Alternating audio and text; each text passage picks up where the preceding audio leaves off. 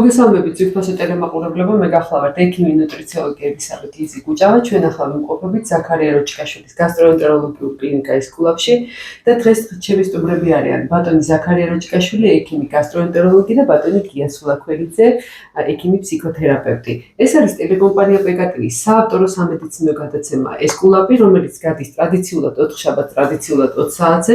მისი განმეორებით ნახვა შეგიძლიათ მეორე დღეს, დღის განმავლობაში ან იმავე კვირის შაბათს ან კვირას. ვიდეო გადაცემის გასვლის მერე აიტვირთება YouTube არხის პეკატივის საავტორო გვერდზე, ვისაც ტელევიზიასთან წვდომა არ აქვს, შეგიძლიათ უყუროთ გადაცემას და გამოიყენოთ ინტერნეტ საიტი MyVideoG-ის პეკატივის გვერდის live რეჟიმი. დღეს ძალიან საინტერესო თემაზე უნდა ვისაუბროთ, ეს არის კვებითი აშლილობები და ეს თემა უნდა განვიხილოთ სწორედ ბატონ ზაქარია როჭკაშვილთან და ბატონ გია სულაქველიძესთან ერთად, მაგრამ მანამდე ჩვენს ტელემაყურებელს ერთი სასიამოვნო ინფორმაცია მინდა უთხრა. დღეს არის ბატონი გიას დაბადების დღე, მინდა მას მთელი კლინიკის სახელით ვსურვოთ ჯანმრთელობა, ბედნიერება, წარმატებები პირად ცხოვრებასა და კარიერაში. საოცარი ადამიანური ხიბლი გაქვთ ბატონო გია, ამისთვის ძალიან გვიყვარხართ და ყველა გისურვებთ ყველაფერს საუკეთესოს. დღეს კიდევ ერთი ინფორმაცია უნდა ვთქვა, ძალიან სამწუხარო ამბავი ჩვენი კლინიკის მთელ გუნდთან ერთად, სრულიად საქართველოს მთელ მართლმადიდებელ სამყაროს მიუსამძიმრო უწმინდესის და უნიტარისის სრულიად საქართველოს პატრიარქის ილია მეორის გარდაცვალების დღე და მინდა ყველა ჩვენგან სულიერი სიკვდილისკენ მოუწოდოთ პირველ რიგში, იმიტომ რომ ესეთ მძიმე დღეებში ყოველთვის დიდი მნიშვნელობა აქვს ჩვენ სულიერ გამძლეობას. ბედნიერი იმედის მომავლით შევხედოთ მომავალს და დღეს ძალიან საინტერესო და მნიშვნელოვან თემაზე ვისაუბროთ, რომელიც ასევე ადამიანის სულიერ მდგომარეობაზე, მის ფსიქოლოგიურ მდგრადობაზე ძალიან მნიშვნელოვნად არის დამოკიდებული. ეს არის პრობლემა, რომელიც 21 საუკუნის უკვე ამბობდნენ 21 საუკუნისკენ რომ 20 საუკუნის პრობლემა იყო, მაგრამ ისე მოხდა რომ საუკუნე და საუკუნეში ისე გადავედით, რომ პრობლემამ აქტუალობა ნამდვილად არ დაკარგა. ეს არის კვებითი აშლილობები, მისი სახეები, რა თქმა უნდა, რომლებიც სრულიად განსხვავებული რატომაც ჩვენ როდესაც სწავლობდით საუნივერსიტეტო განათლების დროს, კვებითი აშლილობები ესე მკვეთრად გამახვილებული არ იყო და რაღაც ერთ ჭილში მოიაზრებოდა და დღეს უკვე მეცნიერებამ სრულიად განსხვავებული სახის ფორმები გამოყო, ყველა მათგანს თავისებური მიდგომა სჭირდება და რაც მთავარია მულტიდისციპლინარული ჩართულობა. ეს არის დაავადებები, რომლებიც მხოლოდ ერთი სპეციალობის ექიმის მიერ არ იმართება და აქ ძალიან დიდი მნიშვნელობა აქვს პირველ რიგში ფსიქოთერაპევტის ჩართულობას, ფსიქიატრის, გასტროენტეროლოგის, ენდოკრინოლოგის, ნუტრიციოლოგის და ასე შემდეგ. პრობლემა ძალიან აქტუალურია იმდენად, რომ საქართველოს მოსახლეობის გარკვეულ ნაწილს და მეტადრე ზუსტად აი ახალგაზრდებს, რომლებიც ჩვენი ერის მომავალი არიან აწუხებს და მინდა რომ დღევანდელი გადაცემა იყოს არა მარტო საინფორმაციო და ცნობადობის ამომაღლებელი ამ თემასთან დაკავშირებით, არამედ თითოეულმა თქვენგანმა, მათ შორის მშობლებმა, რომლებიც უყურებენ, რომელთაც ან საკუთარი შვილები ან შვილების მეგობრებში აღნიშნული პრობლემა რაღაც სახით მაინც შეგიმჩნევიათ, მინდა გთხოვოთ, რომ გადააზიაროთ ჩვენი გადაცემა და ამით ხელი შეუწყოთ, რომ ცნობადობა გავზარდოთ ამ პრობლემის მიმართ და რაც მთავარია ნახოს იმ ადამიანმა, ვისაც ყველაზე მეტად სჭირდება სპეციალისტების დახმარება. მინდა ასევე გითხრათ, რომ ჩვენი კლინიკის მულტიდისციპლინარული გუნდი მზად არის და გაგიწიოთ პროფესიონალური დახმარება ამ მიმართულებით. ჩვენ გვყავს სხვადასხვა სპეციალობის ექიმები, რომლებსაც აქვთ უკვე გამოცდილება წარმატებით ამ დაავადებებთან მუშაობის და პირველი კითხვა მინდა ჩვენი კლინიკის ფსიქოთერაპევტს ბატონ გიას სულაქველიძეს გადაომისამართო. ბატონი გია, პრობლემა კვებითი აშლილობები რამდენად აქტუალურია, როგორია საქართველოს ჭრილი, მე ვიცი რომ თქვენ ამ თემაზე მუშაობთ, პირადად ჩემ პაციენტებთანაც ჰქონდათ უკვე შეხება, მიუხედავად იმისა, რომ დიდი ხანი არ არის, რაც თანამშრომლობა დავიწყეთ და მინდა გკითხოთ ასეთი მთავარი კითხვა, რამდენად რეალურია ამ პრობლემის აქტუალობა, ხო არ არის ეს გაზვიადებული, ხომ არ არის რაღაც ისე თქვა გაპიარებული თემა, დღეს სულ უფრო მეტად, მათ შორის არა მარტო ექიმები, არამედ ინფლუენსერებიც საუბრობენ რაღაც გაუთავებლად. რას წარმოადგენს ეს პრობლემა და რამდენად მნიშვნელოვანია ის სამედიცინო ჭრილი დანახვა?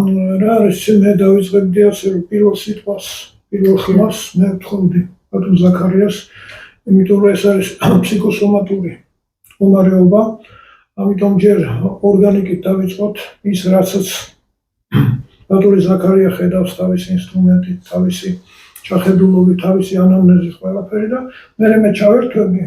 ესა იმიტომ რომ აშლილობა ეს ხო არის ესე იგი კვებითი აშლილობა, არის ფსიქიკური აშლილობა, რასაც აშლილობა რა არის, ესე იგი იმ რიტმით არ მუშაობს ორგანიზმი.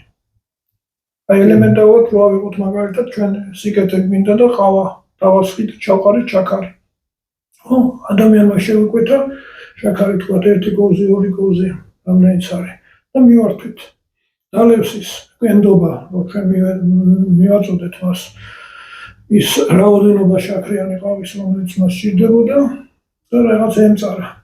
რატო შემოგარგვეცით, რომ იმიტომ ჩვენ არ მოვურიეთ კოვზით. და კოვზის მორივის ორი მეთოდია. ეხლა რომ მიხდენ არის საათის ისრის მიმართულები და საათის ისრის საწინააღმდეგო.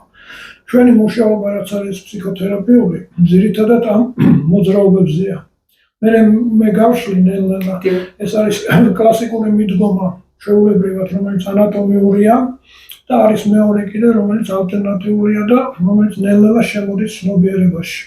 ეს იქნება აღმოსავლური მედიცინა, თუ სხვადასხვა იმითი და ნელ-ნელა გავალამაზოთ ჩვენი დღევანდელი, მაგრამ დავიწყოთ იმ ფუნდამენტით, რასაც კლასიკური მედიცინა ქვია და რასაც გასტროენტეროლოგია ქვია. კი ბატონო, დავიწყოთ ბატონო გია შემოგთავაზა, რომ დავიწყოთ სომატური ფაქტორით, ან დაავადებას რა აქვს ობიექტური პატერნი, იგივე ფიზიოლოგიური ანატომიური ცვლილებები რა შეიძლება იყოს და რა სიმპტომებით შეიძლება მოგმართოთ თქვენ ბატონ ზაქარია. Მას შეიძლება კვებით არსებობას, კვებით არსებობები, როგორც ბატონმა გიამ აღნიშნა, ეს ძირითადად ფსიქოემოციურ ფონზე ვითარდება და ეს საქმე იმაშია, რომ როდესაც ჩვენ გვაქვს ნერვული გადაძაბვები, ემოციური ძალიან ცეკვი მდგომარეობა, ამ დროს ყველაზე მეტად ხუთნათლავის ორგანოთა სისტემა პასუხობს აი ამას, ამ ნერვულ აჩქარებებს ყველაზე პირველ რიგში. ამას აქვს თავისი მიზეზი, რატომ მაინდა-მაინც ხუთნათლავი. იმიტომ რომ ხუთნათლავი დაჯილდოებულია გლუკონთოვანი ქსოვილი, რომელიც საკმაოდ ზარმაცია, ესე ვთქვა თუხეშად.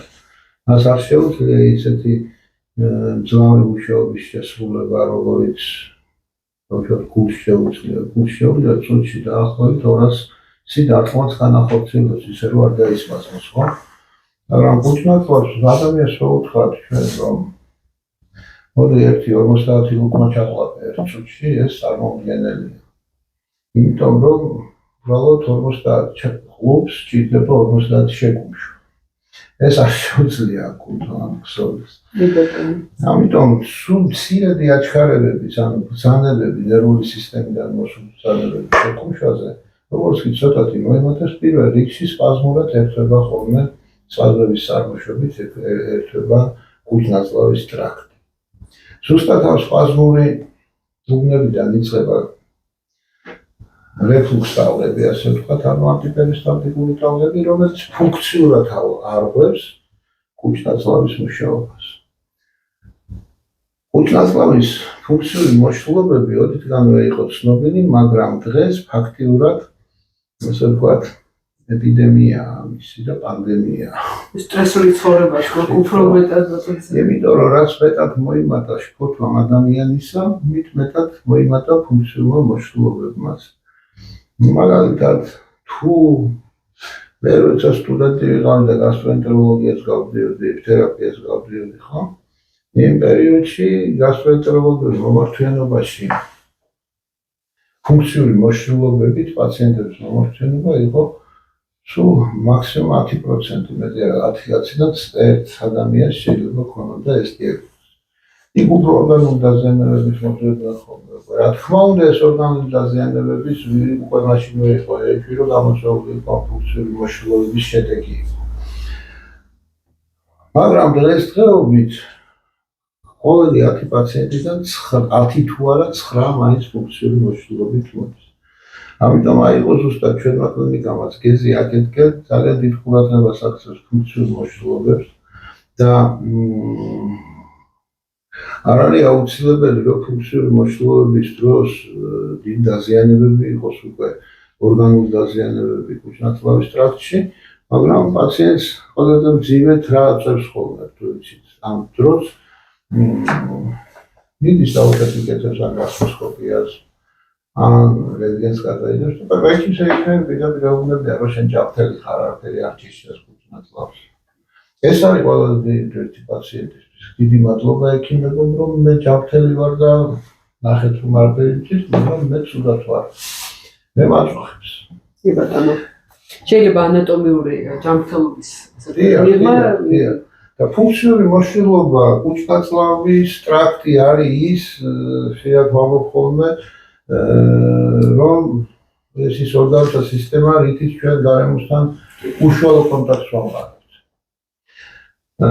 გარემოდან ვიღებთ ჩვენ საჭირო ნივთიერებებს ზუსტად კუჭ-ნაწლავის ტრაქტით და რაც არ გვჭირდება გარემოში უშვებთ უკან. ანუ კონტაქტში ვართ კუჭ-ნაწლავის ტრაქტით გარემოსთან. და ანუ ის მასალა, რომელიც აი უხეშად რომ ვთქვათ, ის მასალა, რომელმაც ჩვენ უნდა სარგებელი მოგცეს, უნდა გამოაცალკევოს იმ პროდუქტებიდან, რომელიც მივიდეთ, ხო? მაგრამ როდესაც ფუნქცია აღარ აქვს და ვერ ასრულებს ფუნქციას, ამ ნივთიერებებს ვერ ახალისხებს ბოლომდე, ასე ვთქვათ, უხეშად კიდევ გამიგეთ და ეს ხდება მეტაბოლიზმის დარღვევის ერთ-ერთი მიზეზი. იმიტომ რომ ბევრი სომატური დაავადება, რომელიც უკვე დიაგნოზებად არის გაფორმებული, დავუშვათ.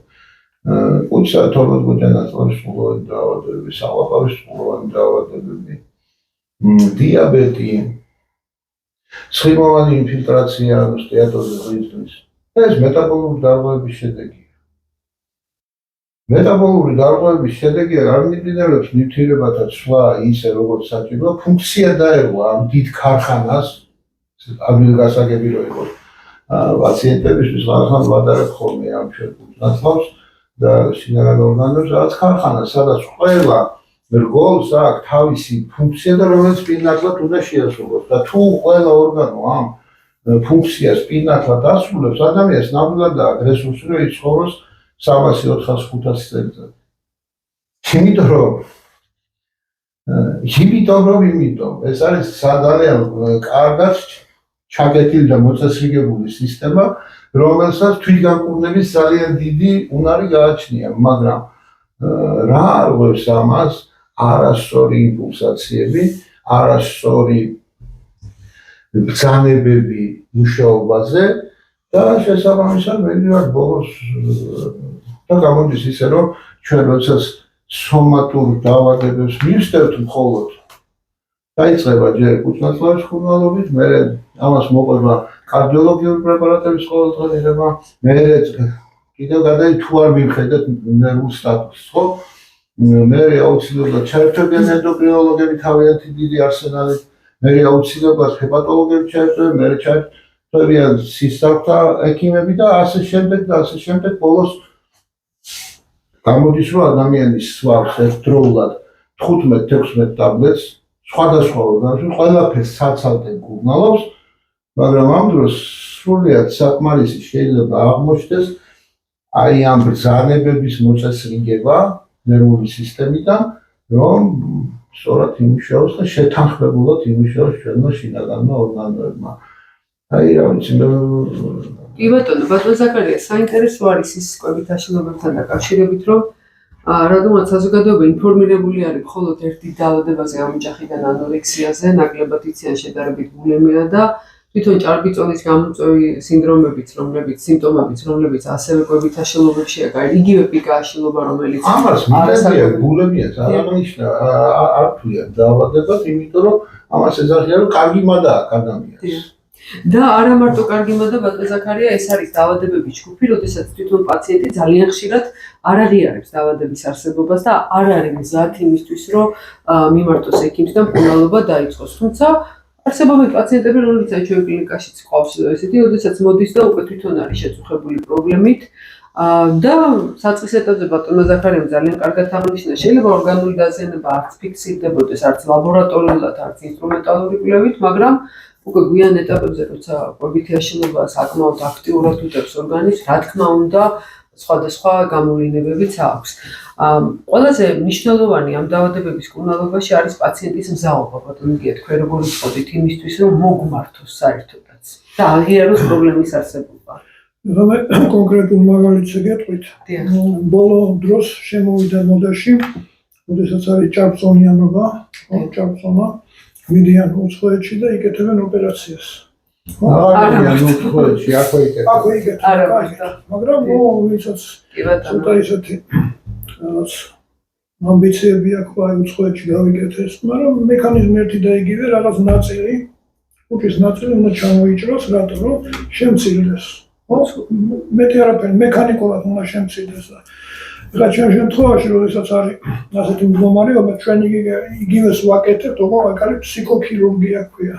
აი წარმოიდგინეთ, არის ქირურგია, ანატომიური ქირურგია და ჩვენი არის ფსიქოქირურგია.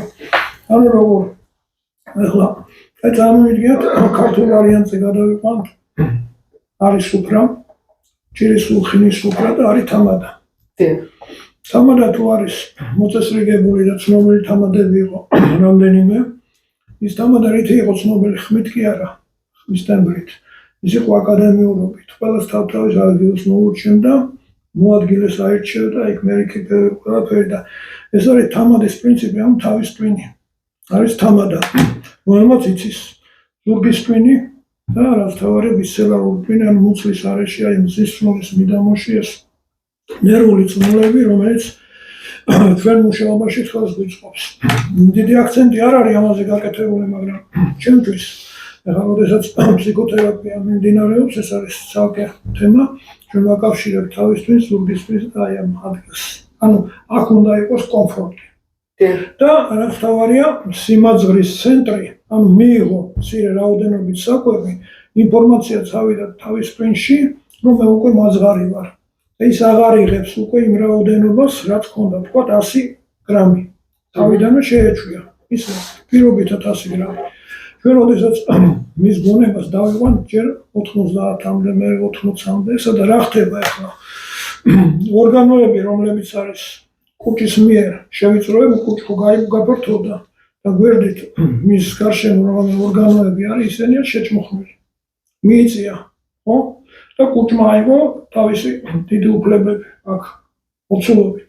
და ნელ-ნელა თანდათანობით კუჭი რომ მცირდება, ეს ორგანოები მოდიან მასთან და კომფორტში ჯდებიან, ანუ ანატომიურად ჯდებიან თავთავის ადგილას. ეს თვითონ ეხლა რაც მე მოგიყევით საინტერესო, მაგრამ შედეგით არის მთავარი. აი პაციენტებისთვის ეს არის ჩვეულებრივი რბილი მომენტი თითქოს გადარჩა ქირურგიას და რა მთავარია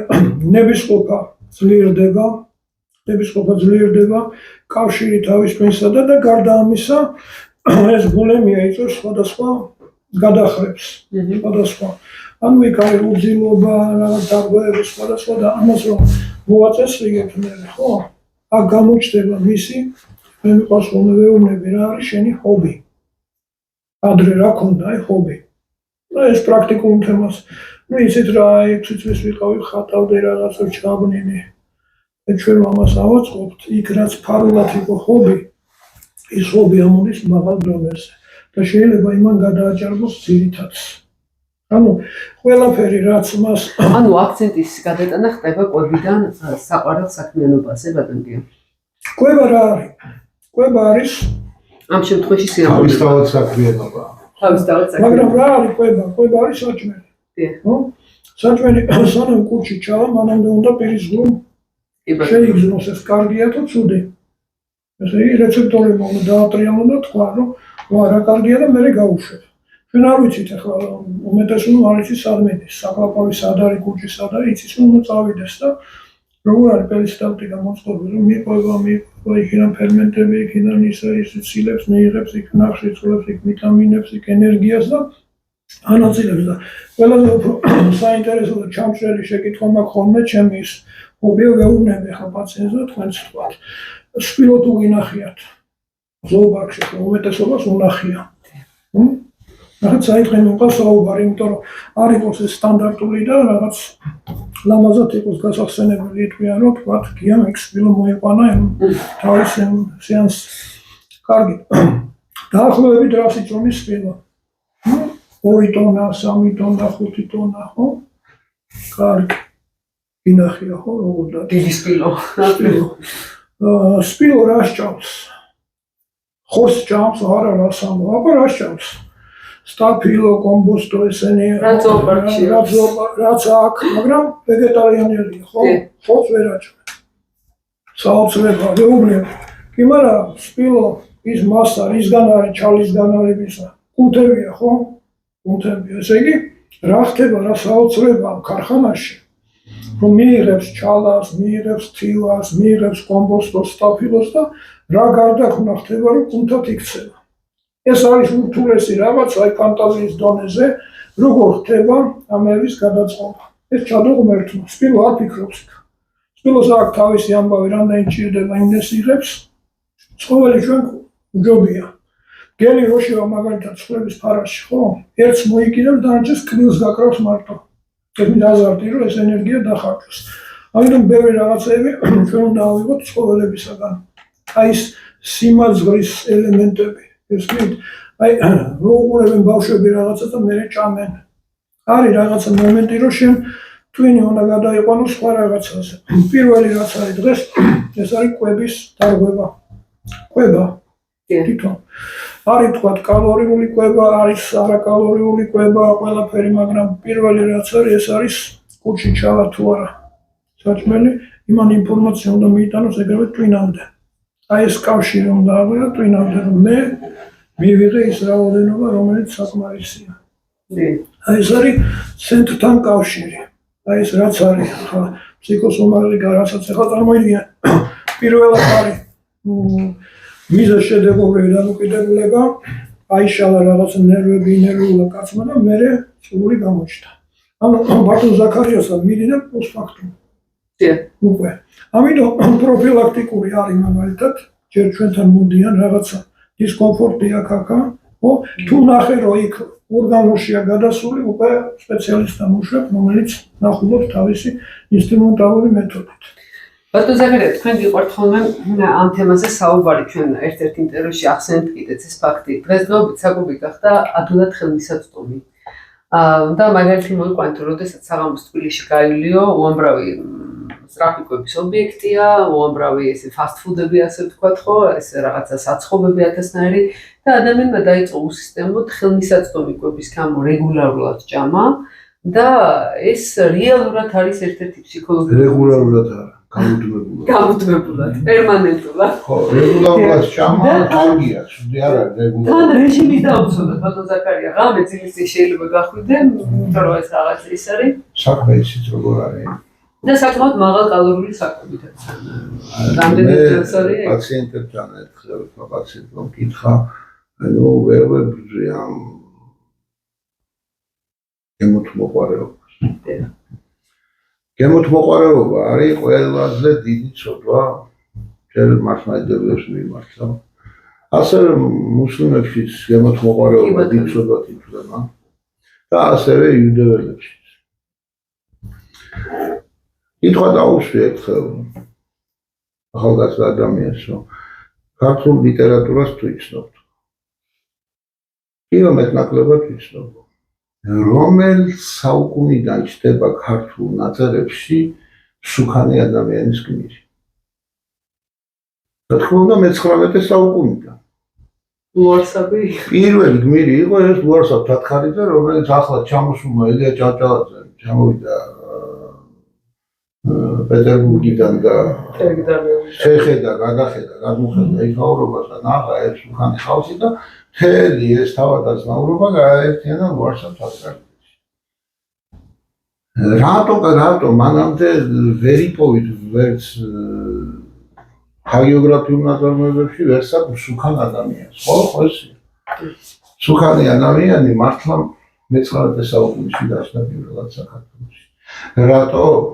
იმიტომ რომ ქართულმა თავად აზნაურობამ დაკარგა ფუნქცია ბატონყმობის გაუქმებით, მათ აღარ დარჩათ მიწები მუშახელის გარეშე, დაყიდეს ეს მიწები და ჩამოვიდა სულ დედაქალაქში. რაც დღეს ხდება, მიატოვეს სასახლეები თავიანთ სამფლობელოებში, მიწები გაყიდეს, ჩამოვიდნენ და აქ ააშენეს სახლები და მე-19 საუკუნის ბოლოდან იწყება თბილისში ეს თავადაზნაურების სახლების შენება. სად იყო აქ სახლი, ერთი ეკლესიის სასახლე იყო მარტო და ეს იყო ციხე-ქალაქი. შიგნით კაცშვილი არ ცხოვრობდა. ნარიყალას კედლების გარეთ იყო სოლოლაკში დაავლაბარში ეს მუშების დასახლება სამხრები და ციხის გალავანზე იყო ზედ მიშენებული ფარდულები, სადაც ვაჭრობდნენ ეს ხალხი და შიგნით ჯარი იდგა. ააშენეს ეს სასახლეები, მოიშორეს ეს ყველაფერი, ეს მიწები. ამ მიწებს მე ვინ დაეპატრონა ეს მეორე საკითხია. და რაკნეს დაიწყეს გაუთავებელი ჰეიფი. და ზუსტად ამ პერიოდიდან იწყება ზუსტად ისეთი კარგი სიმღერები, დამისხი დამალევინე, აბა ერთი მუშტი კრივში ნახე ვინავა, მუხამბასები, აბა ერთი ორთაჭალის ბაღში დაიყო, ორთაჭალის ბაღი, 4 დუქანი და ერთი ბორდელი. ხო? იქ იკეიფებდნენ, შემოვიდნენ აქ სალონს ეძახდნენ მაშინ, მაიკ ორბელიანის სალონს. ლექსებს კითხულობდნენ და ყველაფერს აკეთებდნენ. და დაიწყო ხალხმა გასუქება პირველ რიგში თავად ასწავლა. ანუ რა მინდა ჩვენს მაყურებელს უფრო მეტი იფიქრეთ ქვეყანაზე და მენიუზე ნაკლები. ვინც ქვეყანაზე ნაკლებს ფიქრობს და მენიუზე მეც იმას აღარც ბარიატრიული ოპერაცია შველის. აღარც გასტროენტეროლოგია შველის. აღარც არაფერი შველის, ის უკვე დაღუპულია. და ეს არის ზუსტად ეს არის პირველი გამომწვევი გემოთ მოყვარეობა, რას ნიშნავს მოყვარეობა? რაღაცას დამოკიდებულება. როდესაც ადამიანი სათბურთან დამოკიდებულებას ავლენს, ჩვენ წინაპრებს ესეთი ადამიანებზე ქონდათ ხოლმე საინტერესო გამოთქმები, ამიტომ ახლა ტელევიზორში თქვა გამოღორებული ჭამს. ორმოცება. ჩვენ ტელევიზორში უყურებთ ხანდახან ზოგიერთ ადამიანს, ცნობილ ადამიანს, როგორ ჭამენ აქედან ჩვენს ლოგოს. გესმით ხო? საქმე იმაშია, რომ ადამიანი თავის სურვილებს თვითონ უნდა ფლობდეს. არ უნდა გადააყოლოს თავისი კუჭი და თავისი გონა და თავისი სიცოცხლე, აი ამ ჭამას მას. სულად არის ადამიანი. უნიშნავს დანიშნულებას. პირველი კითხვა რას მეუბნება? როდიდან შეიძლება მე წადების შევ? ხებჭო სულად ხარ ჯერ ერთი წამალიც არ დაგილევია. უგინდა რომ გახდე კარგად და ვითის ხარ სულად ისე ვიქეთკენ რომ იცი. სხვა რამ ესეთ გეკითხებიან ხოლმე ბატონ ზაქარია, მომისმენია დალევა როდიდან შემიძლია. ეგეც მომისმენია. აი ჩვენ რო ვალაპარაკეთ. თქვენი პროფილი რაც არის ყველაზე საინტერესო, ის გაგვიშალეთ ახლა. კი ბატონო. ძალიან დიდი სიამოვნებით.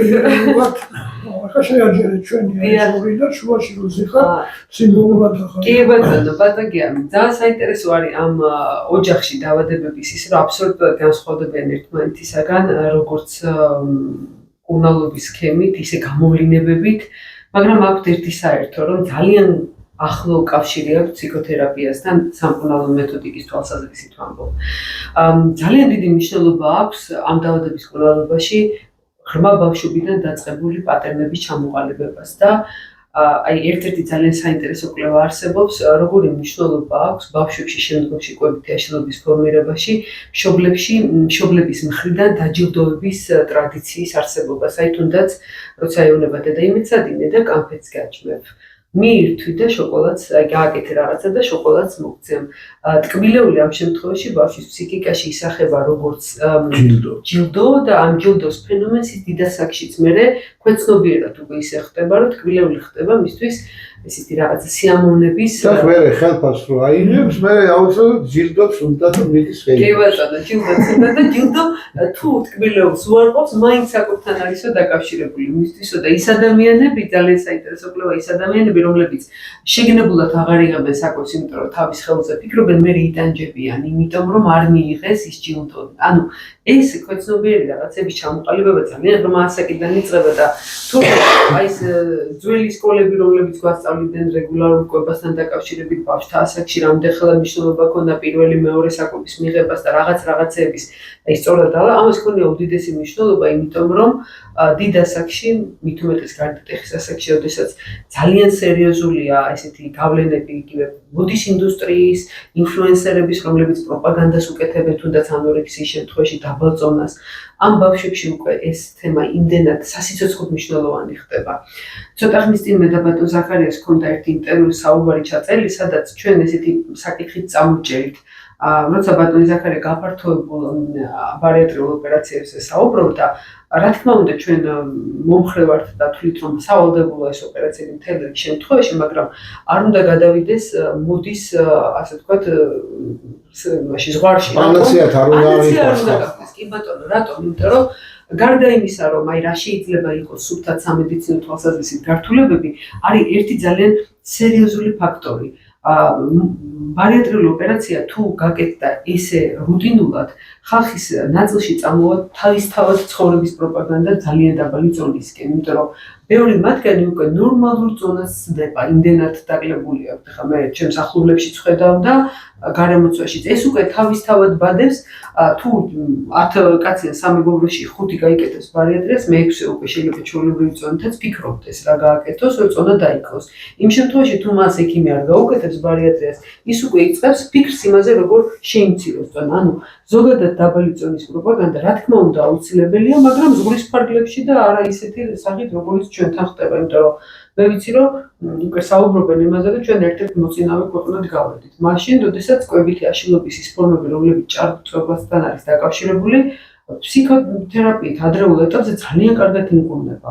და მე ყოველთვის ვამბობ ხოლმე, რომ იქ სადაც შეიძლება დანის და სკალპელის გარეშე მოგვარდეს თემა, მე მგონი ეს უბრალოდ ექიმების კომუნიკაციის პრობლემაა, ხო მართალია, რატომ უნდა გავაკეთოთ ოპერატიული ჩარევა იმ პაციენტთან, სადაც შეიძლება პრობლემა მოგვარებული იყოს სხვანაირად. თუნდაც ენდოკრინოლოგის კონსულტაციით, ფსიქოთერაპევტის კონსულტაციით, ეს იმდენად სერიოზული პრობლემაა.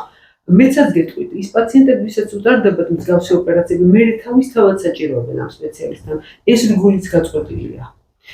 და ამიტომ ვიღებ პაციენტს, რომელსაც მექანიკურად აი თქვენაზე ძანით კუჭი და პატარაობლებს და ფიზიკურად ვერ იღებს მეცაკვებს, მაგრამ თვინი სხვანაირად ითხოვს კვებას. და ეს წინააღმდეგობა შესაძლებლობასა და სურვილს შორის, მე თავისთავად ბადებს უკვე მათში ფსიქოლოგიურ პრობლემებს. მე ესე მგონია, რომ ნებისმიერ შემთხვევაში, როდესაც ადამიანი მოდის კვებასთან დაკავშირებული პრობლემით, პირველი სამკურნალო სტრატეგია ფსიქოთერაპიის გაკეთება და ჩატარება, იმიტომ რომ იქ როდესაც თაროებზე ლაგდება წიგნები, რასაც წიგნებს ეძახით, ხო? პაციენტი უფრო თავისუფლად იწყებს მე სხვა მკურნალობის მიღებასაც, იგივე ქირურგიული ჩარევა იქნება თუ ფიზიკური აქტივობის გაძლიერება თუ რა. არ შეიძლება ვწდები ბატონ გია, მე ვფიქრობ, რომ ძალიან მნიშვნელოვანია ფსიქოთერაპიის როლი. ეხლა მე კონკრეტულად ჭარბზონაზე საუბრობდი, ანალოგიურად შემიძლია თქვა ანორექსიაზე, ანალოგიურად იმ ადამიანებში, რომლებსაც ის კვებითი აშლილობა გააშლილა, რომელიც არასაკობ ნივთიერებებს იყენებენ საკვებად, ან ადამიანებში, რომლებსაც აქვთ რაღაცა კონკრეტული საკვების მიმართ მხოლოდ ტოლვა და აკუიატებულად ჭამენ თავშად ერთი და იგივე საკვებს, თუნდაც ფასტ-ფუდში, თუნდაც იგივე მარხვის დაცვა, რელიგიური აკრძალვები, ვეგეტარიანიზმი, ყველაფერი ეს არის ძალიან კარგი. უბრალოდ არ უნდა გადადიოდეს ფანატიკურად კვებასთან დაკავშირებულ რაღაცა, ასე ვთქვათ, შეხედულებებთან, რომლებიც მერე უკვე თავისთავად ბადებს. მე მგონი, რომ ფსიქოთერაპიას აქ უდიდესი მნიშვნელობა აქვს. არა მარტო ამ ადამიანების მკურნალობაში, ბატონიკი, არამედ ოჯახებისთვისაც, იმიტომ რომ ბატონ ზაქარიასთან როცა მოდიან პაციენტები დავაკვირდი, მით უმეტეს როცა ოჯახის წევრებს მოყავთ, რამდენად მძიმე არის ხოლმე თვითონ მათი ხვედრით, როცა უყურებენ შვილს, რომელიც დავშოთ 16 წლის ასაკში არის უკვე 32 კილო. და ოჯახის პრობლემა იმდენად ძლიერია, რომ ხანდახან ოჯახი უფრო ავად არის, იმიტომ შეიძლება ბავშვი იმდენად ვერ ხედავდეს, როგორც დედმამა. და მთელი ოჯახის საჭიროებს ხანდახან თქვენი სპეციალობის ადამიანების დახმარებას. ეხლა რა არის, ჩვენი მუშაობა არის ერთი დამხმარე, რბილი მედიცინა, ფსიქოთერაპია, დამხმარეა, ან პროფილაქტიკურია. მაგრამ ეხლა არის თემა ესეთი, რომელიც მე შეხება მქონდა, იმიტომ რომ ჩვენ სამხედრო კათედრა გქონდა და მე ჯარში მქონდა ეს შეხება. რა არის ჯარი? ეს ბათუმში იყო ეს შეხება. ჩვენი გავიარეთ ეს. თითქმის, როდესაც გაივლი გარკვეულ პერიოდს, მერე წონიანი ჯარისკაცი არ არსებობს. წონიანი. ეხლა ანუ რა ხდება იქ? იქ არის დისციპლინა, რომელსაც უნდა გაიღვიძოს, 6 საათს უნდა გაიღვიძოს თავის რეჟიმი. ეს ერთად ყველაფერი და არის კიდე არის ასეთი ტერმინი შოკავая თერაპია, შოკური თერაპია, რომელიც ზღუდავს იმ შეიძლება გალაღება გინდა იქ რაღაცა, მაგრამ ის ანუ სამხედრო რო გეტყვის უფროსი, იქ უკვე შეკავების ფაქტორი გაქვს. ანუ შიში შეიქმს სიყვარულს. ეს არ არის ისეთი გამონათქვამი, მაგრამ მართლა ესე იგი შენ გიყვარს ის უფროსი, რომელიც გეშინია. ოღონდ ის უნდა იყოს ლიდერი და ნაღდი ადამიანი შენი, ანუ ეხლა ჩვენ ვიყავდა იქ ჯარისკაზე ვიყავით ეს გაზოლუქებული ექიმები და მთელი ამბავი და ჯარში რომ მოგვაქციეს ამბავი ისე და უკვე სხვანაირად გადავერთვით რა, ორთვიანი კურსი კი იყო, მაგრამ ამ ორთვეში ბევრი რამე დავინახე, ჯერ ერთმანეთი გავიცანით, ვის რა ხასიათი ქონდა. ეს აუცილებელიც არის რაღაც გარკვეული, არა საომარი ჯარი, არა მშვიდობიანი ჯარის ამბავი. ეს გოგოებს ეხლა კი შემოიღეს რაღაც ისე ინტერესი, მაგრამ ეს მილიტარისტული მიმართულება არ არის, ეს არის თერაპია ერთ-ერთი, მაგრამ საინტერესო რა არის, რომ იქ ყველა პროფესიის ადამიანები რომ გადა ფსიქოთერაპევტების, ფსიქოლოგების, ამიტომ იქ დამატებით ფსიქოლოგის უნდა იყოს. ეს შეიძლება ეხლა გაჟღერებული ვიღაცამ დაინახოს ისა და ერთ-ერთი თემა არის, რომელიც შემოდის, როგორც ადვოკატები არ იყო მიღებული და ეხლა ადვოკატებს ძალიან დიდი სახელი აქვს და დიდი ავტორიტეტი. ეხლა სკოლებშიც კი ყავთ რამდენადაც ვიცი და სკოლებში ყავთ გასაკურველი, მაგრამ იმათი ხარისხი უნდა გადაისინჯოს. ბავშვებთან მუშაობა ძალიან რთულია. რთული არა მარტო საპასუხისმგებლო. ბავშვებს აქვთ. ყველას არა აქვს უფლება ბავშვთან. ბავშვებს რა აქვთ ეხლა როგორც ცხოველებს აქვთ აურის შეგრძნება. ბავშვებს ადამიანი რომ დადის, მას აქვს თავისი აურა. ეს რაც არის რა, შარავანდეთი. ხო, შარავანდეთი. ბავშვი ამოარჩევს და მივა იმასთან, ვინც არის. მე მაგალითად დავუშვათ ხო სკოლაში. შევედი პირველ კლასში, არის 20 ბავშვი. 20 ბავშვი და მივიყვანე 3 ფსიქოლოგი. 3 ფსიქოლოგი უბრალოდ. არაფერს არ ვეუბნები, დავსვი. და მე ბავშვებს ვუთხარი, აი ამ ფსიქოლოგს აქვს მწვანე ბარათი, იმას აქვს წითელი, იმას აქვს ყვითელი ბარათი. და მე ამ ბავშვებს ვუთხარი, აბა შენ რომ მოგეწონა, რომელი ბარათი მოგეწონა, ჩაყარი აი ამაში. უკვე ბავშვი არის ნაღდი, ის უკვე თავისი არჩეულია ეს. თავზე მოხვეული კი არ არის სპეციალისტი. თავისი არჩეულია და აქედან 10-დან 8 ირჩევს იმას, რომელიც არის ბავშვისთვის და არა იმისთვის, რომ იმუშაოს. ანუ თვითონ ირჩევს მკურნალს თავისი ისეცენდება. ეს ალბათ შემოვაკიდე, ეხლა მე იმედი მაქვს ტელევიზიას ექნება რაღაცა და ვიღაც დაინახავს იმას, რომელიც ამას დააყენებს ამ საკითხს, ხო? ესე იგი მთავარი რა არის, რომ აქ შეიძლება იყოს კარგი მშობელიც. ფსიქოლოგი შეიძლება იყოს ძალიან კარგი მშობელი, პედაგოგი შეიძლება პენსიონერი ბებია, ბაბუა ვინც არის, ბავშვი არის პირველი კრიტერიუმი. ვისკენ გაუწევს გული. მართალია. ბატონი, ეხლა ერთ საინტერესო ფაქტი გამახსენდა, აქვე მინდა რომ ჩავამატო. იყო ერთი ძალიან ცნობილი მულტფილმი, ხარ დავასახელებ ამ სახელს, სადაც თავარი გმირები იყვნენ ჭარბწონიანი და მათი მოუქნელი მოძრაობები ამ სამი გმირი იყო თუ რაღაცა. იყო ძალიან სახალისო და ხო, თანუსკესო გმირები კი ბატონო. ცოტა ხნის მერე ფსიქოლოგებმა ატეხეს განგაში, იმიტომ რომ ბავშვებში ის იყო, ბავშვები ახდენდნენ მათი ქცევების, იმიტომ რომ მოწონდათ კალკილებას, ესეთი მოუქნელი სასაცილო ვიტყვი ტელეგიფუცების მოძრაობებს იმეორებდნენ და ბევრი მათგანი დიდ სიმპათიას გამოთქვამდა ჭარბწონის მიმართაც და ჭარბატყვების მიმართაც და თვითონ მშობლებსაც დააკვირდით საქართველოში ეს თემა დღემდე არის, რამდენი კილო დაიბადა ბავშვი? 4 კილო და 500 თუა ეს რაღაცა ტაში შემოსაკრავი ის არის. და ულოცავენ ხოლმე ერთმანეთს. ანუ თვითონ მშობლებსაც უყვართ ესეთი პუტკუნა ბავშვები, იმიტომ რომ უფრო დასულგვანან, უფრო სასაცილოები და საყვარლები არიან თითქოს. ჩვენ ამ ჭარბწონაში არ გამოგვეპაროს კიდევ ერთი ძალიან სერიოზული ფაქტორი. დიახ. ჩვენი დღევანდელი ბავშვები და ახალგაზრდები იკვებებიან ამ ფასტფუდებით რა. ებულობენ ძალიან ბევრ გემოს გამაძლიერებლებს, ქიმიურ ნივთიერებებს, რომლებიც გემოვნების რეცეპტორებს აღიზიანებენ და გამუდმებული კვებისკენ უბიძგებენ ბავშვებს. დამოკიდებული ხდება. დამოკიდებული. ნარკოტიკია რა. კვებითი ნარკოტიკია. მშობლებმა უნდა იცოდნენ ეს, რომ ბავშვები რატო დადიან იმ მაკდონალდსში? იმიტომ რომ იქ ქიმიური ნივთიერებებით არის შენელებული ეს პროდუქტები, რომლებიც ერთგვარ მიჩვენებს. ძალიან ბევრ გემოს გამაძლიერებებს შეიცავს და იმდენად დიდია მათი ეფექტი, რომ გაფუჭებული ხორციც რომ აჭამო ამ ზედმოყრილი ამითი, ის გემრიელად აღიქობს ამას.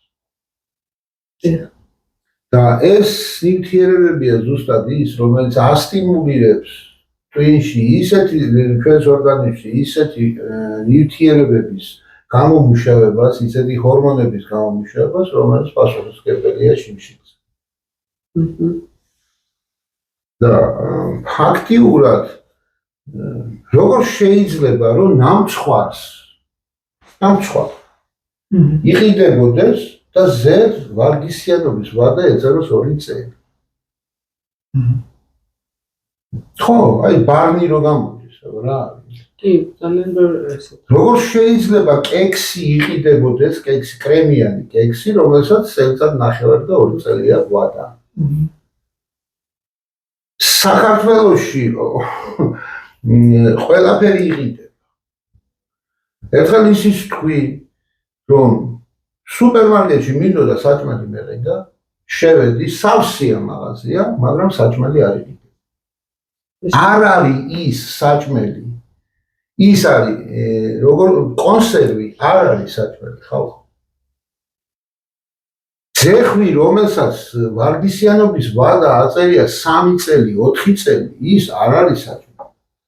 ქუჩას თუ დავუყვებით ბატონ ზაქარი, აღმოაჩენთ, რომ იგივე ხდება ნებისმიერ ქალაქის ნებისმიერ ქუჩაში. აი გარეთ თუნდაც საწყობებიდან დაწყებული, ყველგან არის ან ნახშირწყლოვანი, ან თუ ცილოვანი საკვებია, და კონსერვებული და შეგულილი, სწორედ ამის ბატონ ზაქარი, ჯანსაღლება რა თქმა უნდა ძალიან დეფიციტია და ეს ბადებს კიდე ერთი სახეობის კვების აშლება, როდესაც ადამიანს აკვიატებულად უყვარს რომელიღაცა საკვები, აი თუნდაც კოკა-კოლას მომხმარებლები არიან. წარმოგიდგენიათ, ბავშვი იძახის, ბავშვი არ არის 15-16 წლის ბავშვი არ არის. განსაკუთრებით უყვარს მაკდონალდსის თუ ვენდისის ჩიპსი. სახში კარტოფის უსვავ არ ჭამს. უყვარს ის და ის ჩიპსი დაინტერესდი ნეტა რა ჩიპსია იქ ისეთი. თურმე იტყვით და უკვე დაჭრილი, დაფასოებული, გაყინული მოდის საზღვარგარეთიდან და ვალდებულები არიან მხოლოდ ის გაყიდვა. რითია დამუშავებული ღმერთმაიძის ამერიკაში დაჭრეს, თვითმფრინავით ჩამოიტანეს ეს გაყინული, იქ მოყვანილი კარტოფილი. და ის უნდა გაიყიდოს მაინდა-მაინც. რატო რა დაუწუნეს აქ ახალქალაქის კარტოფილს და ახალციხის კარტოფილს? რატო ხდება ესე, რომ აქ ადგილობრივ უფრო იაფად იყიდება და თუ ბიზნესი გაქვს აქ მამაცხოვებულო, იაფად იყიდა და გაყიდე ის მიგება. ბატონ ზაქარი, ჩვენ მაღაზიებში შეხვიდეთ, აღმოაჩენთ, რომ 1 კილო ბანანი უფრო ძვირი ღირს, ვიდრე ლამაზი გემრიელი ვაშლი. რა თქმა უნდა. ეს არის ძალიან ისეთი საოცრება, როცა ვაშლის ქვეყანა ვართ, სამშობლო არ ვიტყოდი, მაგრამ ქვეყანა ვართ, სადაც მოდის არაჩვეულება. აი ხა დღეს მესმის რომ სეზონი არ არის, მაგრამ მაინც რა. რატომაც არა ვაშლის ქვეყანაც ვარ. ვაშლის ქვეყანაც არ. რა ხალხშორის არის მოსაზრება, რომ 60 საქართველოს იყო და ის 60-ის ვაშლი, რომელიც შეჭამა ადამმა და ევამ, აქ იყო პირველად მომართული. ბატონ გია, ძალიან საინტერესო თემაზე გავჩერდით თქვენთან საუბრისას, ოდესაც ბავშვთა საზოგადოებაში იქნება, ასე ვთქვათ, სახე რაღაცა მისაბაძი მაგალითი, სამ შემთხვევაში თქვენ თქვით, რომ შეიძლება ეს იყოს ფსიქოლოგი, დავარქვათ მას, ხატება რაღაც ადამიანისა, რომელსაც ბავშვებმა უნდა მიბაძონ. ეხლა ჩვენ პრობლემაზე ვისაუბრეთ, წამოვწიეთ ძალიან აქტუალური პრობლემა და მინდა თქვენგან მოვისმინო, რა შეიძლება იყოს გამოსავალი, როგორ შეიძლება მოვახერხოთ, რომ შევქმნათ ისეთი სახე ადამიანის, რომელსაც საზოგადოება, მათ შორის პირველ რიგში ბავშვებმა, ენდობიან და რომელიც ღაღადებს სწორ ცხოვრების წესრიგით. აი რა შეიძლება გავაკეთოთ ამისთვის, რომ ეს პრობლემა მოვაგვაროთ და სწორი გამიგეთ, ჩვენ ძალიან პატარაები ვართ იმისთვის, რომ აი ესეთი პრობლემები გყავდეს, ახლა არც ერთში არ არის კვებითი აშლილობა დასაშვები, მაგრამ ჩვენთან მაინც ეს ძალიან თითო ადამიანი გვაწერია ესეთი სახელით და გვარით ქვეყანა, რომელშიც დღეს ძალიან დიდი კლებით მოდივართ გამრავლების თვალსაზრისითაც. რა შეიძლება გაკეთდეს, როგორ შეიძლება შევქმნათ ესეთი ჩვენი ტელევიზია ყოველთვის ცდილობს პროპაგანდას, ჯანსაღი ცხოვრების წესით. ჩვენი გადაცემები ხომ საერთოდაც საავტორო გადაცემაა ბატონ ზაქარიას და ამისთვისაა შექმნილი, რომ მოსახლეობა დროულად დავეხმაროთ დაავადების ამოცნობაში და თუნდაც ის მაინც იცოდნენ, როდის მიმართო კლინიკა. მაგრამ აი ამ დიდ ოჯახში დაავადებების პრობლემების რა შეიძლება გაკეთდეს? ძალიან მარტივია. ძალიან მარტივია, ეს არის ტელევიზია რა ჩვენ გვაქვს.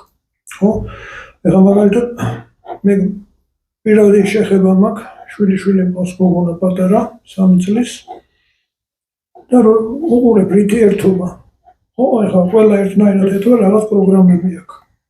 ერთობა აინტერესებს. იქ არის ბავშვი, პროტოტიპი. დები არიან, რომლებიც რაღაცას აკეთებენ ისა და ბავშვი ჩართულია. ეხლა ვიცი რომ რაღაცა უნდა და წავიყვანე ბასტებულში.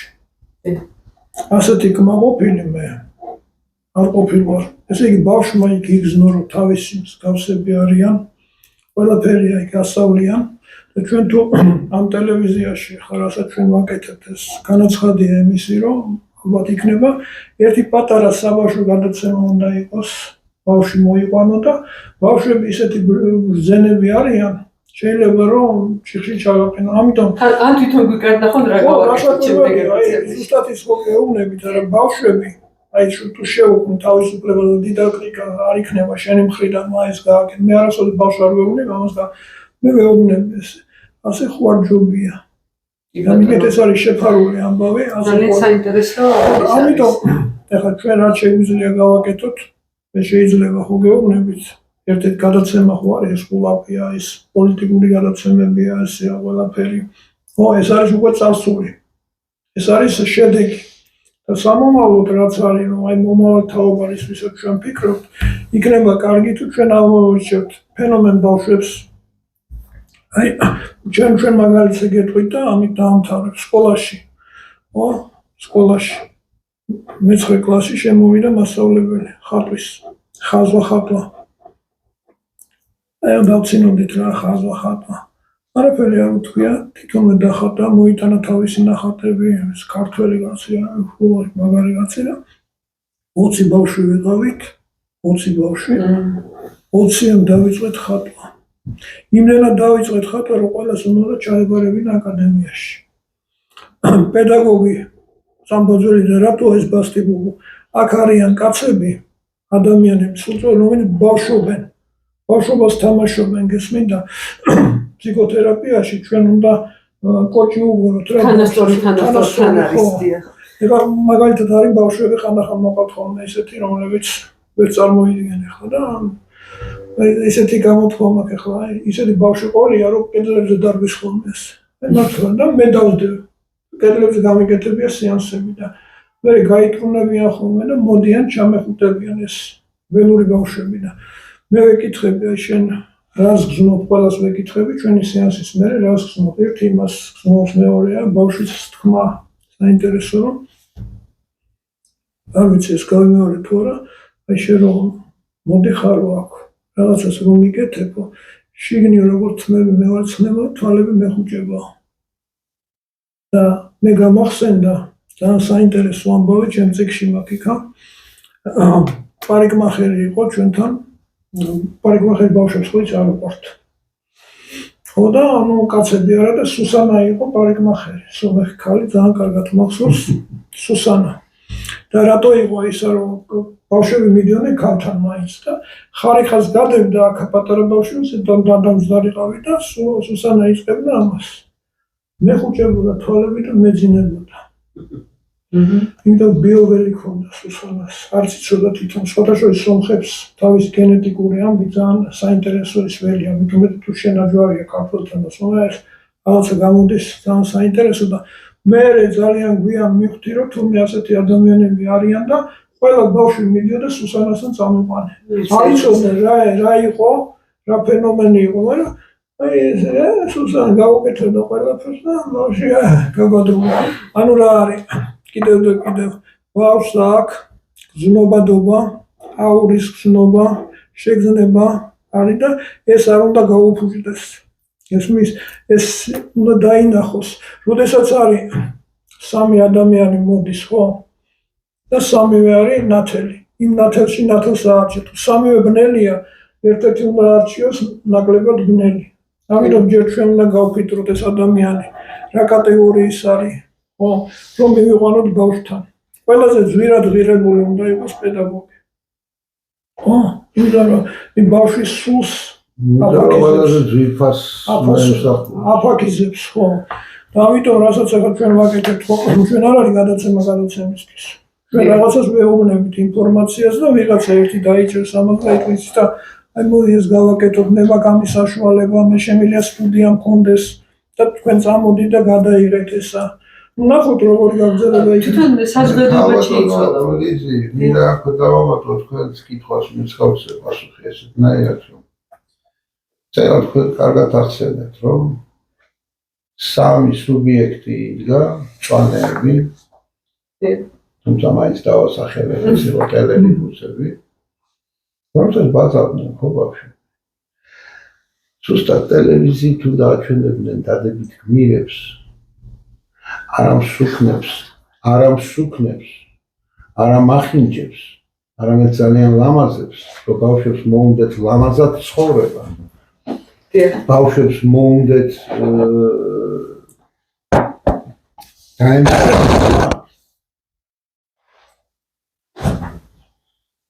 თავებზია თუნდაც მაგრამ ისია გადაღებული რომ ის წრუწუნა და ფიცხელა ვაჟკაცობას გადაგებდა. და ამაზე გავიზარდეთ ჩვენ. და დღეს სპანჯბობზე გაზრდილ ბავშვი რა უნდა იყოს.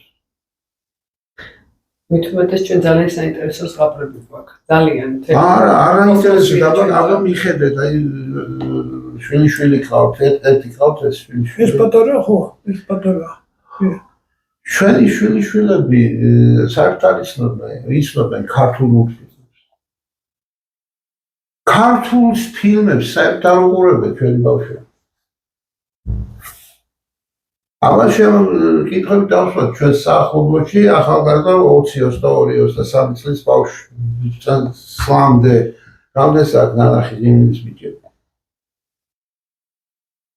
რამდენს აქვს ნანახი ჯარისკაცის მამა თუნდაც. აი, ეგეთ ძიმე ფილმებს თავი დავანებოთ. რამდენს აქვს ნანახი ნატვის? არც ერთს. ძალიან იშვიათად. მარტო ერთი დარგის დაუშვათ მედიცინის და ფსიქოთერაპიის და იმის ნუტრიციოლოგიის საქმე არ არის ეს არის საზოგადოებამ უნდა გადაწყვიტოს რომ მას უნდა ჯანმრთელი საზოგადოება მომავალში. მაგრამ ხშირად ცოტა ესე თუნდაც ვამბობ ხოლმე. ჯანმრთელ საზოგადოებას სამსახური უნდა და საიდან მართალი წამდები. ჯანმრთელ ადამიანს სამსახური ჭირდება უკვე. და როგორც ბატონმა გიამ ბრძანა თუ ადამიანი დასაქმებული არ არის მარტო სამსახურს არ გულისხმობს რა თქმა უნდა ბატონი გია გულისხმობს აქ ჰობისაც საყვარელ საქმიანობასაც აი სწორი გამიგეთ ის გლეხიც კი რომელიც ოფიციალურად დასაქმებული არ არის უდიდეს საქმეს აკეთებს და როცა ადამიანს აქვს საშრომი როგორ მოიყვანოს როგორ დარგოს როგორ მოიწეს მოსავალი მას დრო არ რჩება რაღაც რამდენი ადამიანი ვიცი ჩვენ რომ თავისი პენსიაზე გაუშვეს ეს პერიოდი ჩარეცხეს ხო. რამდენმა ხატვა დაიწყო. რამდენმა ლექსების წერა და საოცარ ლექსებს წერა, საოცარ მოთხოვნებს. კი ბატონო, თქვენ ძალიან საინტერესო რაღაცა თქვით ნიჭიზე საუბრობთ. დღეს დამთავრდა ეს ეპოქა, როდესაც გვეუბნებოდნენ რომ ხატვა თანდაყოლი ნიჭი იყო და მუსიკა და ასე შემდეგ. ძალიან ბევრი ნიჭი განვითარებადია და თანდაყოლილი, მაგრამ სწავლად შეიძლება. კი ბატონო, ახლა მე შორს ვარ იმაზრის განართავშეთ პაგანინი და რენო ნიჭი იყო და მამამ გახადა ნიჭიერი, მაგრამ ნიჭი განვითარებადია, ყოველ შემთხვევაში პროფესიონალიზმი შეიძლება ინდონი და მე მგონი არ ღირს ესე ხელის ჩაქმნება და რაღაცა პლიშის მიწებება ადამიანისადმი, რომ აი არ გამოვა ამასთან. თქვენ აი 20 კაცი ხატავდით ძალიან. 20 კაცი მინიმუმ სულიერი გაგვიყვება. მე ხო დედაჩემ არ გამიშვა, იმიტომ სულ ექიმები იყო არ გამიშვა. ხატრაც ბევრი წავიდა ხატრად, მაგრამ მიუხედავად ამისა, მე რო ჩავაბარე სამედიცინო ინსტიტუტში მე პირადად ვიჯექი და სახის ანატომიას ვხატავდი, ესე მთლიანად დაწყებული კანი და ეს სამეცნიერო ხატვა ჭირდება. მე სხვანაირად ვხატავდი. სხვანაირად, ესე იგი, ამაში ვიყავი ძალიან, მაგრამ მე რო არ ქონდა ის ნაპერწკალი, მე თავი დავანებე. პრეტენზია არა. მხატვარი არის ის, ვისაც ზემოდან აქვს ნაპერწკალი. ეს შეიძლება ისწავლო ხატვა, მაგრამ მხატვარი არ იყო. ისწავლო ხატვა. ადრე როგორ იყო თავადები რო არის, მასწავლდნენ სიმღერას. მაგრამ აქ ძალიან დიდი მნიშვნელობა აქვს ისევ, რაც თქვენ ძალიან ბატონო გია პედაგოგისაც და აი მიგნებასაც, რომ ამ ბავშვი დაინახო. მე მახსოვს ეხა არ ვიცი თუ ზედმეც ვიტყვი მე თქო ჩვენს ხელმძღვანელს ეს ამოჭრას ეს კადრი, მაგრამ ერთი ისტორია მინდა ჩვენი ოჯახისგან მოგიყვეთ. ჩემი ძმა ბეკუაში სწავლობდა და წლის ბოლოს რუსულ სექტორზე იყო, იმიტომ რომ ჩვენ კლუბიდან ჩამოვედით და უბრალოდ ქართული არ იცოდა, ეგ რუსულ ბაღში დადიოდა რუსულ ქართულ და მოუწია ასე თქვა რუსულ ენოვან ჯგუფში მოხვდა და მე გაყვა კიდეც. და დაიბარა დედაჩემი და მათემატიკის მასწავლებელი ყავდათ მაშკოვსკი და უთხრა რომ მათემატიკის მეუღლის ბოლო გადაუშალა და ანახა რომ მთლიანად იყო დახატული. ჩემი ძმა ძალიან კარგად ხატავდა იმ პერიოდში. და კითხა დედას, რატომ მასწავლი თუ აქ ამბავში ხატვა უნდა? ნუ დედაჩემი უთხრა რომ მათემატიკური ნიჭი აქვს და მინდა რომ განავითაროს. კი, მაგრამ ეს ბავშვი უფრო კარგად ხატავსო და რუსულად უთხრა უბრალოდ, ქართულად უთხრა. რა გირჩენია თქვენ საშუალო მათემატიკოსი და გენიალური მხატვარია და დედა იმ დღეს რომ მოვიდა სახლიდან, მე პატარა ვარ, ძმაზე 3 წლით, მახსოვს დაჯდა სახლში დავუძახა ჩემს ძმას და უთხრა რომ გამოგიყვანო მაკედან და გადავიდეთ ჩვეულებრივ სკოლაში და შენ მთელი დატვირთით, იმიტომ რომ ხატვა იქ მოითხოვს ძალიან ბევრ დროს. მე მახსოვს როგორი გადაწყვეტილება მიაღებინა იმ სულათა ადამიანმა დედას და როგორი გადაწყვეტილება მიიღო დედა და ამით აბსოლუტურად შეცვალა ვექტორი ჩემთვის ცხოვრების. და სულ მინდა ვისურვო ხოლმე რომ მშობლებსაც მინდა ვთხოვ თამამად მიიღო გადაწყვეტილება, იმიტომ რომ როცა ბავშვი აკეთებს იმასაც მას არ უნდა ან არ უყვარს, მერე მოდის კონფლიქტი საკუთარ თავთან და ეს კოებითი აშლილობაც რაზეც დღეს საუბრობთ, აი ამ რაღაცების გამოძახილია. ბატონო გიამ ძალიან სწორად ძანა რა, მთავარი არის ესეთი ადამიანები არსებობდნენ, ვინც ამ ბავშვებს არ ჩაუკლავს მინიმუმ ამ ნიჭს და ერთსაც ვიტყვი. ამ ტელევიზიას, სადაც ჩვენ ახლა ვზივართ, ძალიან დიდი ხნის წინ მის ხელმძღვანელს ჰქონდა ისტორია საბავშვო გადაცემების და ძალიან დიდი თაობა ყავს გაზრდილი. მე სულ ვთხოვ მას და კიდევ ერთხელ გავიმეორებ, რომ ძალიან კარგი იქნება თუ ამ პროექტს აღორძინოს. მე მესმის რომ ეს პროექტი ძალიან ძვირადღირებულია, ძალიან რთულია, მაგრამ ერთს გადარჩენა დღეს მე ვფიქრობ, რომ აი ამ 6 წელიწადი და ყავს თაობა გაზრდილი და ჩვენ მოგითხოვ მინდა ამ თაობაში გამოგზავნო და ყველას კომპანია პეკატივთან ერთად არსებობდა ბავშვთა ტელევიზია ცისკარ, სადაც ბავშვები საოცრებს ახდენდნენ და გადის ჩვენ ტელევიზიით მათი ჩაწერილი ძველი გადაცემა. ყველა ცისკარას მინდა ვთხოვ ამ გადაცემას ვინც ნახავთ, გააზიარეთ. მაშინ იყო ცისკარა, როგორც საბავშვო გადაცემა. საბავშვო ეხლა იქნება უკვე მიზან დასახული, მიზნობრივი იქნება ტექსტებით. კი ბატონო. იქ გამიგე. ეხლა უკვე პროფესიონალი ჩაერთვება, ფსიქოთერაპევტი. პატარა ნიუანსებია ბავშვები როგორ განანაირად განაშენ როგორი ისეთი საინტერესო ძერწავ რა ბავშვებს. კი ბატონო. და ამიტომ ის თქვენ პირველი საბაზისო გაკეთებული გაქვთ. ამიტომ ამაზე მე სულ არ მეშინია თქვა ფინანსების ამბავი, იმიტომ რომ ძალიან ბევრი ორგანიზაციებია თუ გამჭვირვალედ იქნება უცხოეთში, რომელიც ამას დააფინანსებენ. ეს ერთჯერადი ის არის, იმიტომ ბავშვებზე ახლა ყველა ოცნებობს და კიდაც იაპონია ვიღოთ, კიდაც სხვა ქვეყნები, თავარია რომ განაცხადი იყოს, პროგრამა იყოს დადებული და თვითონ დაფინანსება, თვითონ მე არ მინდა რომ ბავშვის მშობელმა ფული გადაიხადოს, ეს ჩემთვის მიუღებელია, ფული უნდა გადაიხადოს ორგანიზაციამ, საქველმოქმედო ორგანიზაციამ, რომელიც იმფიქრებს ჩვენს კი ბატონო, ეს სოციალური პროექტია ხარ ასეთ ბატონო გიასაუბრებს. გაკეთებადია. კი, ყველა ჩვენგანის ინტერესია ჯანსაღი თაობა გაიზარდოს. ყველა გაგებით ჯანსაღი, ჯანსაღობა მარტო ფიზიკური ჯანმრთელობა არ არის, მენტალური და სოციალური ჯანმრთელობა ასევე. მურმან ჯინორია. ხო? მურმან ჯინორიას მიყავს თავის მონო, ხო? გურამ საღარაძე, თავისი მონო გამოსვლები, ხო? საოცარი ხალხი. აი იგივე მსგავსი არიან მსახიობები, რომელმაც შეიძლება პროფილი აიღოს ბავშვებზე, ბავშვთა თემატიკაში და უკვე რო ნახავენ რომ ეს ხო ძალიან რა ვიცით ჩვენი კუთხით დაგეხმარებით ბატონო გია, თქვენ ჩაუდგებით ამ ამბავს პეკატივისთან ერთად. გებრიელ რეცეპტს მიაწვდით. აუცილებლად ძალიან გებრიელ რეცეპტს მოგაწვით მაგის დედიკორებს და გეტყვით რომ ხანდახან ჯობია ცოტა თავი შეიწუხოთ და ოჯახში დაამზადოთ იმ ცომის კეთება ერთად. როდესაც დედა ბებია ერთად ეს არის უდიდესი ართ-თერაპია, მე ართ-თერაპიის სპეციალისტიც ვარ, დამთავრებული მაქვს ეს კურსი და ვიცი რამხელა მნიშვნელობა აქვს ტაქტილურ შეხებას, მით უმეტეს ჯგუფური თერაპია, როცა ბებიასთან ან დედასთან ერთად ამზადებს და იმ პატარა ცხოველებს ოჭრის ცომიდან. სხვადასხვა ეს მშობლები შვილებს არ ეუბნებიან იმას, რომ მოდი მომეხმარე. ყველაზე მაგარი აღსტა არის, რომ მშობელი შვილს თხოვს, მოდი მონაწილეობა. და რაღაცა საერთო საქმიანობით მონაწილედ რო ხდის. რატომღაც დედებს გქონიათ, რომ თვითონ უნდა გააკეთონ ეს და უნდა მერე ეს მიართვან და საჩუქრად მიართვან შვილს. მაგრამ შვილი თუ ამას თვითონ მოიპოვებს, ის მისთვის უფრო გემრიელი იქნება. კი რაღაცა, მე და მამა მუშაობთ, ხო გახსოვთ ეს ცნობილი ფრთიანი ფრაზა? კი ბატონო, ძალიან თაობათა ურთიერთობისთვის ძალიან დიდი მნიშვნელობა აქვს. ჩვენ სხვადასხვის წინა გადაცემაზე დავიწყეთ სინემათერაპია. ჰაერში ჩამომიგიდეთ. კი ბატონო. რატო არ ვაგრძელებთ იმას?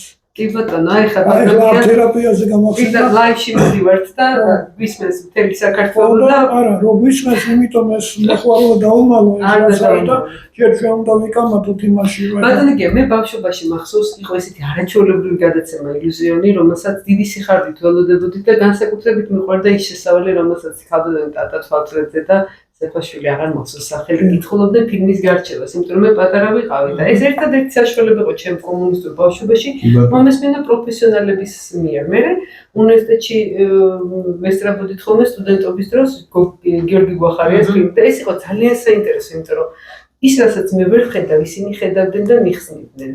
და სულ სხვა სიღრმეებში ჩავდიოდი და ესეთი სალონური განხილვები, წიგნების, ფილმების ძალიან მნიშვნელოვანია ბატონო. მომების გარჩევა, იმიტომ ეს შემოქმედებითი უნდა იყოს ჩვენი ურთიერთობა. მე მგონი ყველაფერი თქვით რა. კი ბატონო, ძალიან დიდი მადლობა მინდა მოგახსენოთ კიდევ ერთხელ ძალიან საინტერესო და რთულ თემაზე შეძლების დაგვარად სულ ვისაუბრეთ. თან ცოტა ისეთი დღეებია, მძიმე დღეები, როგორც ჩვენ ვახსენეთ.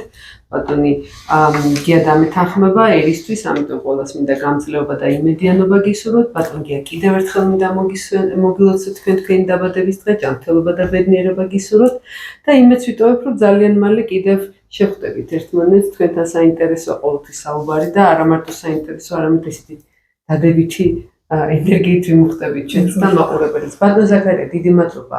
თქვენ მადლობა. ჯანმრთელობას გისურვებთ. კარგად ზანდებოდეთ.